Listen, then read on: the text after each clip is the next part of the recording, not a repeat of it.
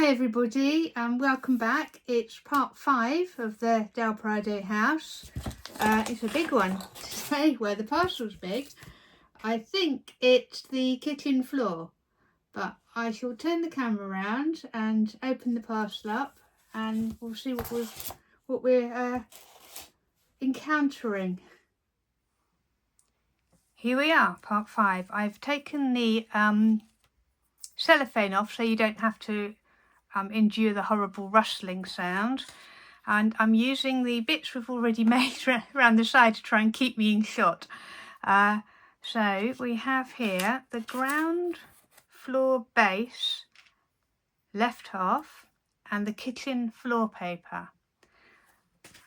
That's the first thing, and then we have part 5 of the magazine with, again, I'll just flick through it.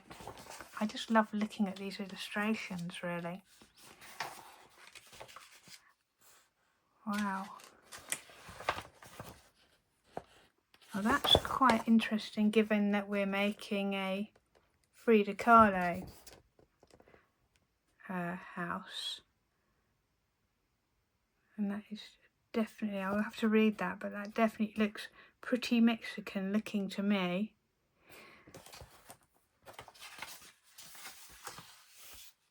Oh wow, there's a miniature schoolroom there.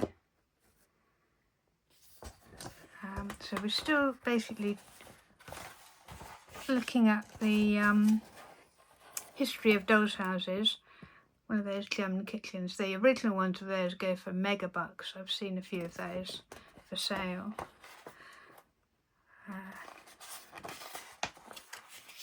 Another schoolroom, a French schoolroom this time. And one half of a French parlour.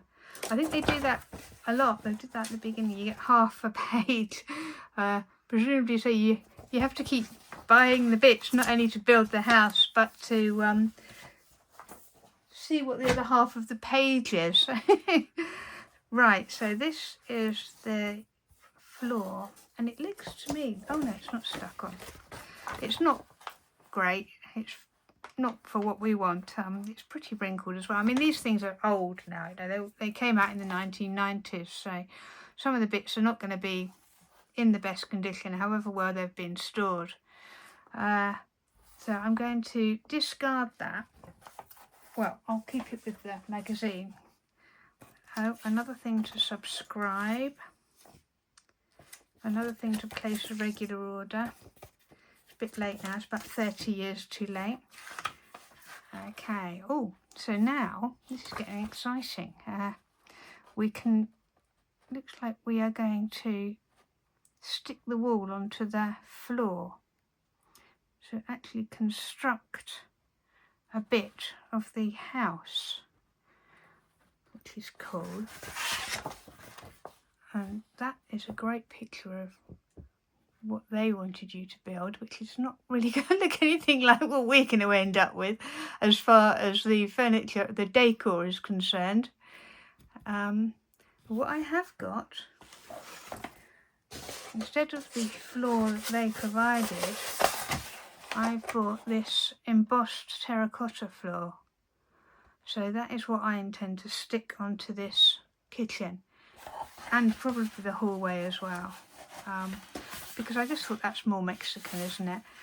I have in the past made terracotta tiles with air dry clay and stuck them to the floor individually. I haven't done it with this one, because I'm 57 and life's getting a bit short for spending hours and hours and hours making things like that. But the other real reason is that the house it's a kit, it's designed with all the things in it kind of weighing a certain amount, I suppose. The base of it isn't particularly strong. I've read quite a lot of people tend to shore it up anyway. So I reckon not adding any extra weight by making clay tiles is probably a good idea, and just using paper. So my plan is, you can see this is still in a roll, I've got 2 sheets. It's not going to be big enough to, one sheet isn't going to be big enough to cover the whole thing. So I will flatten this out, I think, weight it down and flatten it to make it easier to deal with. Then stick it on, and I will probably give it a coat of matte Mod Podge just to give it a little bit of a sheen, because it's pretty matte at the moment. I don't want it too shiny. One floor I made, I stuck my head in, having stuck individual tiles down, with an aerosol varnish and sprayed in the kitchen with my head inside it, and boy did I feel weird. I really wouldn't recommend that, as I had to go outside and sit down for a while. So I won't be doing that again. I shall use a brush and the Mod Podge, and we'll see how we get on with it. The other thing I have to do is find the side wall and decorate that. So that is where when I come back, I will have hopefully a decorated side wall and a stuck down floor. Wish me luck.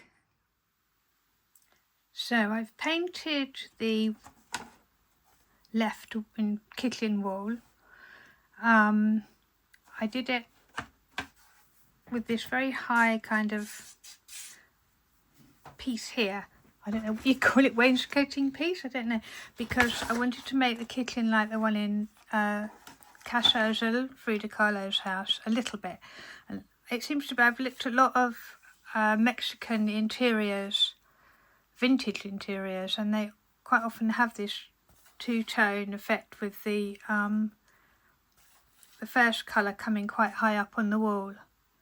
So I did that, and I'm quite pleased with the match for the colour. It's called Peacock. I'm not sure what. Oh, Deco Art, Crafters Acrylic Peacock. I was pleased with that. What I wasn't too happy about was the side of the door here snapped off completely.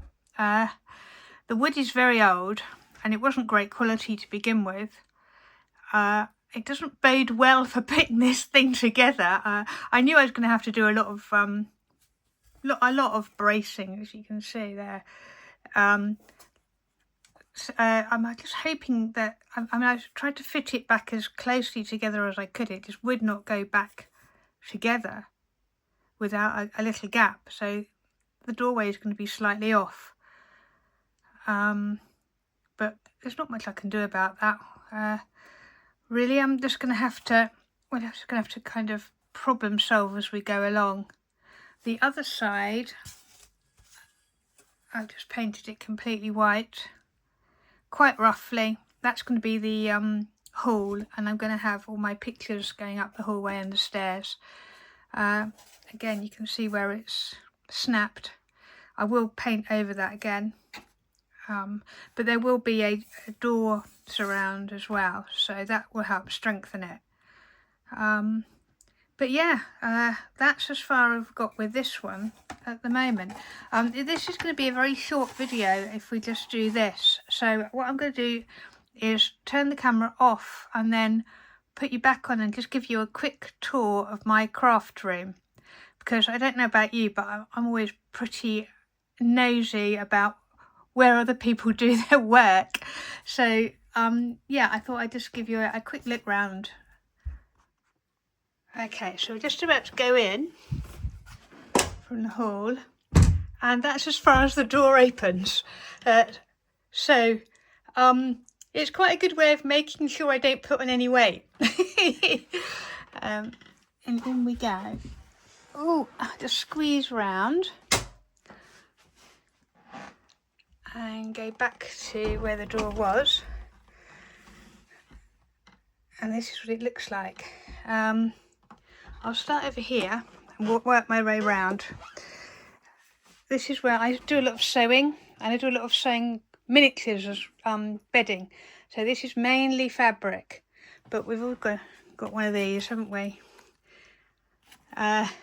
This is my large house that I've kind of lost my mojo on a bit, but now I'm doing the Frida Kahlo house. I've got ideas for it. I was doing a kind of Victorian house, but it wasn't really my thing. And I'm gonna have to, I've got ideas for this house now. And so after I've done Frida Kahlo, that's what I'm going to be working on. Up over here are all my miniature books and a little book nook I got for Christmas. It's from my brother-in-law that I've made up. I really enjoyed making that. There's more books up there. There's beads on the top there and jewellery findings. Some crocheted animals that my mum made me many years ago. It's my niece who's now in her 20s. Had this amazing shock of black hair when she was born. One of my friends who saw her said, "Bloody hell, it's Dennis the Menace." Well, we know her very well, so she got away with that comment. Then I've got, this is my original craft table that I've had for years and years. It's got my sewing machine on. Some of the hat making things that I've kind of abandoned for the time being, but I will go back to, the miniature hats. There's all the Frida Kahlo pictures that I printed out and put diamond magic on. But then we have, this is a beautiful embroidery that my friend Gwen did. Lots of cards from my friend Victoria. She is the lady who told us all that my niece looked like Dennis the Menace. Paintbrushes, the normal craft stuff up here. Cotton buds. Bits of card that I put glue on, that I used for gluing. And then I bought this corner desk from IKEA not long ago to kind of extend my workspace. I've got my angle poise lamp. I've got my ring light, which I use when I'm making the videos, and also it's really good just for crafting. All my cutting mats. That's the current Del Prado thing. This is something that's going to be used in the next episode, I think. It's a lovely picture that a friend of mine did. I used to live in Essex. That is my grandmother holding a cup of tea, and that's her there, my grandmother. These are really good, these little mesh baskets. I found that really useful. This is my workspace for doing the Del Prado now. As the house gets bigger, I think I'm going to have to rethink things a little bit and possibly use this area here for building it, because I think it's going to be too tall to fit under here. I might get it under here, I'll have to have a look. So my original idea was to build it here. I'm not sure, I'll have to measure that. And then I've got more boxes, a box of mini bits, a box for the hats, supplies. I do a lot of other crafts as well, so knitting and embroidery. These cupboards, I've had a long time. That one's got wood in it and an overlocker. And this one's got Fimo stuff in. And I think that is probably it. The only other thing I wanted to show you, under the desks is a bit of, there's the printer, and these are, that's a box full of collage materials when I make notebooks, and also